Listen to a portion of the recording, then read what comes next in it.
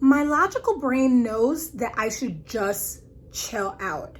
But for some reason, that doesn't happen when you need it to happen. Welcome to This Life Reconsidered, and my name is Janina. On this channel, I focus on personal development, self-care, and navigating that work-life hustle.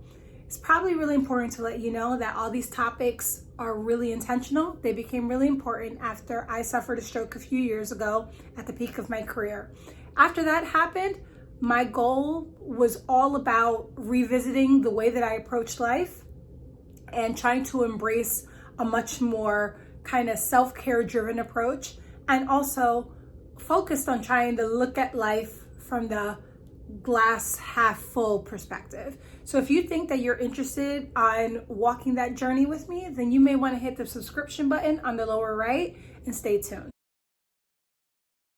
So I'm going to admit, when I started thinking about this concept, I was a little stuck. And then when I ended up kind of going to a car wash on a Saturday and ended up having a little bit of technical trouble, it kind of hit me. So here's the story. I was driving through kind of like, the automated box was there, and you had to kind of go in and kind of put in your card and describe what kind of wash you want.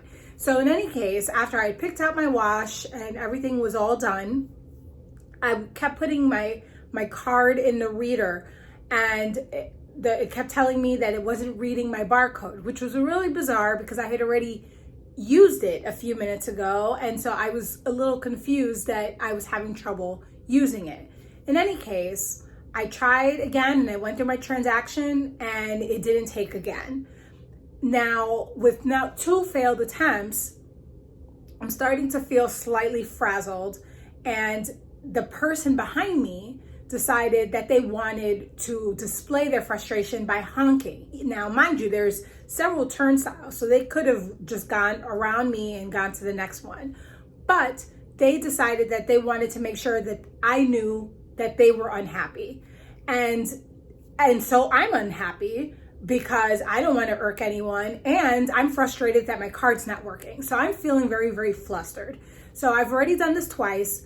I go in, I put my transaction in again, and I put the card in, and it still was telling me that it couldn't read my bar strip. And I'm like, okay, now I'm getting really, really frustrated. Cars behind me are starting to pile up. It's starting to honk. And I'm feeling like very, very like panicky, because I don't ever like to be the one that's holding up the line, especially when people are all trying to do the same thing. And so in any case, I'm now getting a little confused. I'm not sure what to do. The line's piling up. I'm thinking I may have to either pull out of the line, or I may have to find another machine, or I may have to get this straightened out. So now I'm in this middle of panic, and I was like, okay, you know what? Maybe I'm going to try this one other time. I go in and I start to put my card again, and I start to go through the transactions. And just like that, I see the bar open, and I see the sales rep pull me through. And he just kind of like waves me forward. And so because I'm still really frazzled, and the cars behind me are like peeling away and are going through because they've been waiting, because they could have had their cars washed and I was there holding up the line. I go through, and the guy says to me, he's like, your card went through, it was fine. And I was like, well, it wasn't telling me that it went through, but I was already still frazzled that I wasn't even getting in to the car wash properly. So then I was holding up the line again because I'm feeling really frazzled. And he's like, you know what? Maybe all you need to do is just kind of like slow down. And so I'm hearing this guy say this to me on a Saturday, and thinking about like how silly I felt, because it was very simple, logical advice, and reality is that it really wasn't my problem to carry, because there were more than enough gates to serve all the cars that were there. And when he said those words, and he was really, really nice and really friendly, got me in and out really quickly. But when he said that, I think I just kind of like, I felt myself exhale a little bit, because I realized that he was right. And in that moment, it wasn't just about kind of wanting to be done. It was the fact that at that point I had surrendered control, by losing my patience and not holding on to patience. I basically was giving the other people around me and the environment around me the power, as opposed to just kind of checking myself, taking a breath and slowing down. I decided that I needed to kind of give into the moment and embrace the discomfort. And I realized that I was better than that. And that was really, really frustrating. So as I went and I drove home, I started thinking about it, because the reality is that it feels really silly that I'm bringing up such a mundane moment.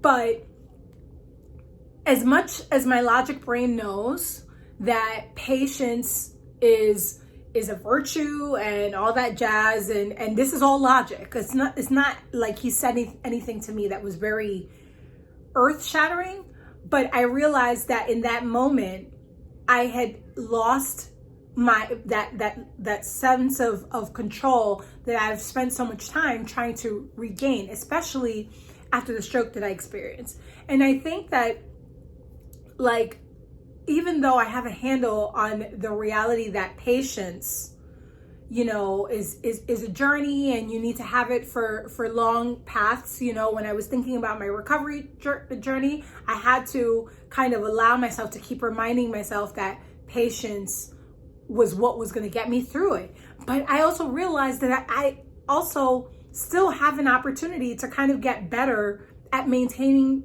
patience in those kind of mundane, tiny moments. And this was such a tiny, mundane moment. So now, as I think about that really very, very unexpected and random event, I realize that, there was something in my logic brain that had completely kind of turned off in the moment that I needed it. So it's going to seem really random and really kind of bizarre that I chose such a very innocuous, tiny incident to kind of highlight something so important. But I think it's really important because it was a really tiny reminder, but important reminder of how easy it is to kind of give into a moment, or give into a circumstance.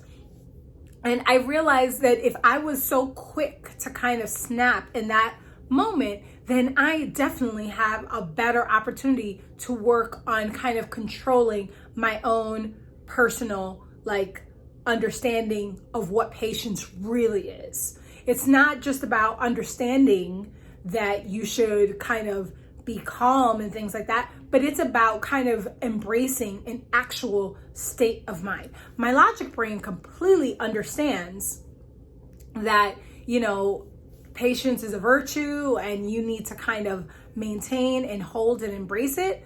But that's nothing if you can't hold it in the moments when you really, really need to do that, And in that moment, I had let myself get controlled and rattled by a circumstance or an event that had no business controlling me. Bad moments are basically, they're like seasons. They come and go. And I know that, I definitely should know that. And so to allow myself to kind of feel like that felt like it was going to be an endless moment. Now, I will say that when you're living in those moments, it feels like the longest moment ever. But I guess for me, the end game is that it's all temporary. And that's the kind of stuff that you have to allow stay temporary, because then you don't have the ability to move on and emotionally kind of heal. And you don't benefit from that either. Again, I know it's really, really, really tiny, but in that moment, I felt myself kind of giving into the circumstance and the event, and I just realized that there was no way that I was going to benefit from that. And it was such a real, overwhelming feeling that I felt compelled to kind of turn this into the life lesson that I was being taught this week and being reminded of. And one that I should know better, and I'm going to own that I know better, but this is one of those real moments where I was reminded that I had to be better than the moment. So again, I'm using the word and the concept of patience in very broad strokes, but I think that this is pretty applicable in a lot of grand circumstances. So I don't know. Again, this was how do you, I don't know that there's a perfect way for dealing with this. And I think it's always going to be a practice. But I think you just have to be willing to kind of understand that it's an imperfect science and you have to be willing to embrace it. So I don't know. How do you deal with issues with patience?